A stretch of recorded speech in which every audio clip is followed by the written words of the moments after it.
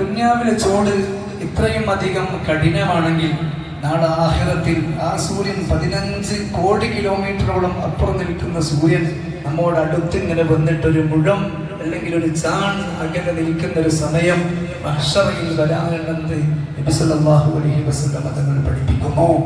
ആ ചൂട് സഹിച്ചുകൊണ്ട് നമ്മൾ നിൽക്കേണ്ടത് 1-2 ദിവസങ്ങളല്ല, 1000 വർഷങ്ങളാണ് മഹ്ശറിൽ ആ ചൂട് സഹിച്ചുകൊണ്ട് ഓരോ മനുഷ്യരും നിൽക്കേണ്ടത്. ആ ചൂടിൽ നിന്ന് രക്ഷപ്പെടാൻ വേണ്ടി നമ്മളെല്ലാവരും എന്ത് ചെയ്തു എന്നാണ് നമ്മൾ ചിന്തിക്കേണ്ടത്. ഈ ദുനിയാവിലെ അല്പം ചൂടാണെങ്കിലും കഠിനമായിട്ടുള്ള ചൂടാണെങ്കിലും അതിൽ നിന്നൊക്കെ നമ്മൾ സലാമത്താകാൻ വേണ്ടി പല മാർഗങ്ങളും ചെയ്യാറുണ്ട്.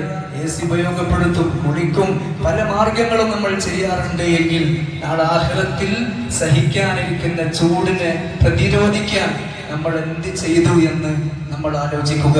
അഷ്റഫുൽ ഖൽഖ് റസൂലുള്ളാഹി സ്വല്ലല്ലാഹു അലൈഹി വസല്ലം തങ്ങൾ ആ ചൂടിനെ നിയന്ത്രിക്കാൻ വേണ്ടി, ആ ചൂടില്ലാതിരിക്കാൻ വേണ്ടി നിർദ്ദേശങ്ങൾ പലതും നൽകിയിട്ടുണ്ട്.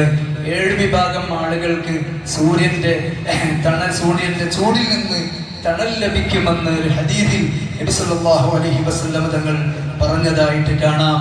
ഒന്നാമതായി പറയുന്നു, ഇമാമുൻ ആദിലുൻ, നീതിമാനായ ഭരണാധികാരി. രണ്ടാമതായി അല്ലാഹുവിനെ ഇബാദത്തെടുത്ത് ജീവിച്ച യുവാവ്, വശാബുൻ നശഅ ഫി ഇബാദത്തില്ലാഹ്, യുവത്വ സമയത്ത് അല്ലാഹുവിനെ ഇബാദത്തെടുത്തുകൊണ്ട് ജീവിച്ച ആ ചെറുപ്പക്കാരന് അർശിന്റെ തണൽ ലഭിക്കുമെന്ന് പറയുന്നു. മൂന്നാമതായിട്ട് പള്ളിയുമായി എപ്പോഴും ബന്ധപ്പെട്ടുകൊണ്ടിരിക്കുന്ന കൽബുള്ള മനുഷ്യർ, അവർക്കും അർശിന്റെ തണൽ നാളെ ആഖിറത്തിൽ നൽകപ്പെടുന്നതാണ്. നാലാമതായി അല്ലാഹുവിന് വേണ്ടി പരസ്പരം സ്നേഹിച്ച 2 ആളുകൾ, അല്ലാഹുവിന് വേണ്ടിയിട്ട് അവർ ഒരുമിച്ച് കൂടുന്നു, അല്ലാഹുവിന് വേണ്ടിയിട്ട് അവർ പിരിയുന്നു. അങ്ങനെ പരസ്പരം സ്നേഹിച്ച 2 ആളുകൾ, അവർക്കും അർശിന്റെ തണലുണ്ടെന്ന് നബി സല്ലല്ലാഹു അലൈഹി വസല്ലം തങ്ങൾ പഠിപ്പിക്കുന്നു. അഞ്ചാമതായിട്ട് സുന്ദരിയായ തറവാടിത്തമുള്ള നല്ലൊരു സ്ത്രീ വേശ്യാവൃത്തിക്ക് വേണ്ടി ക്ഷണിച്ചിട്ട് അതിന് പോകാതെ ഞാൻ അല്ലാഹുവിനെ ഭയപ്പെടുന്നു, ഇന്നി അഖാഫുല്ലാഹ്, ഞാൻ അല്ലാഹുവിനെ ഭയപ്പെടുന്നു എന്ന് പറഞ്ഞ് അതിൽ നിന്ന് പിന്തിരിഞ്ഞ് മാറിയ ആ മനുഷ്യനും അർശിന്റെ തണൽ ലഭിക്കുമെന്ന് നബി സല്ലല്ലാഹു അലൈഹി വസല്ലം തങ്ങൾ പഠിപ്പിക്കുന്നു. ആറാമതായിട്ട് ആരും അറിയാതെ സദഖ നൽകുന്ന ആളുകൾ, വലതു കൈ കൊണ്ട് കൊടുക്കുന്നത് ഇടത് കൈ പോലും അറിയാത്ത രീതിയിൽ വളരെ രഹസ്യമായിട്ട് സദഖ ചെയ്യുന്ന ആളുകൾക്കും അർശിന്റെ തണൽ ലഭിക്കുന്നതാണ്.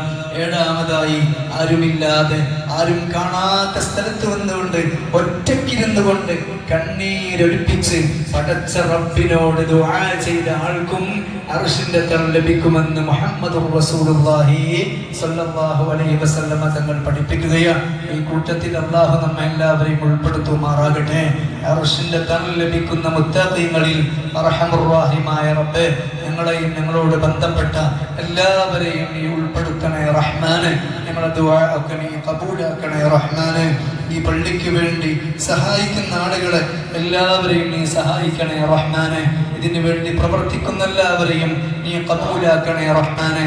ഞങ്ങൾ എടുക്കുന്ന ഇബാദത്തുകളൊക്കെ സവാബിനെ നീ സ്വീകരിച്ചുകൊണ്ട് അതിൻ്റെ ഒക്കെ സവാബിനെ ഞങ്ങളിൽ നിന്ന് മരണപ്പെട്ടു പോയ പ്രിയപ്പെട്ട ഉപ്പമാര്, ഉമ്മമാര്, ഞങ്ങളുടെ സ്നേഹജനങ്ങൾ, അയൽവാസികൾ, കുടുംബക്കാർ എല്ലാവരുടെ ഹദറത്തിലേക്കും നീ ചേർത്തി കൊടുക്കണേ റഹ്മാനെ.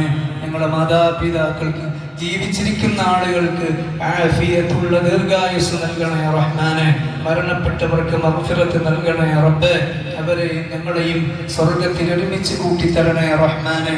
ഞങ്ങളെല്ലാവരെയും നീ ഖബൂലാക്കണേ റഹ്മാനെ. മുറാദുകൾ ഹാസിലാക്കി തരണേ റഹ്മാനെ.